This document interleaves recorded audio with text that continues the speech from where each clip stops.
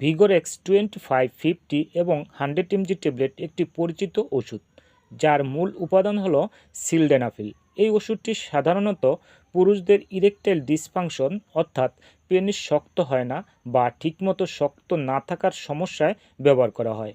আমরা জানব এই ওষুধটি কী কী কাজে ব্যবহার করা হয়, এর পার্শ্ব প্রতিক্রিয়া কী এবং কারা এই ওষুধটি খেতে পারবে না। ভিগোরেক্স ট্যাবলেট কোন কোন সমস্যায় দেওয়া হয়?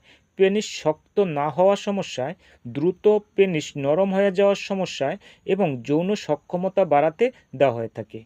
এছাড়া এই ওষুধটি যৌন মিলনের সময় পেনিসে রক্ত প্রবাহ বাড়ায়, ফলে পেনিস শক্ত হতে সাহায্য করে।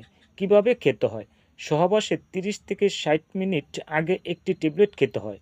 দিনে একটির বেশি খাওয়া যাবে না। এটা খেলে মাথা ব্যথা, মুখ লাল হয়ে যাওয়া, মাথা ঘোরা, নাক বন্ধ হয়ে যাওয়া দেখা দিতে পারে। তবে মনে রাখবেন, যাদের উচ্চ রক্তচাপ, কিডনিতে সমস্যা, ডায়াবেটিক্স এবং হার্টের সমস্যা রয়েছে, তারা সবসময় এই ওষুধটি এড়িয়ে চলবেন।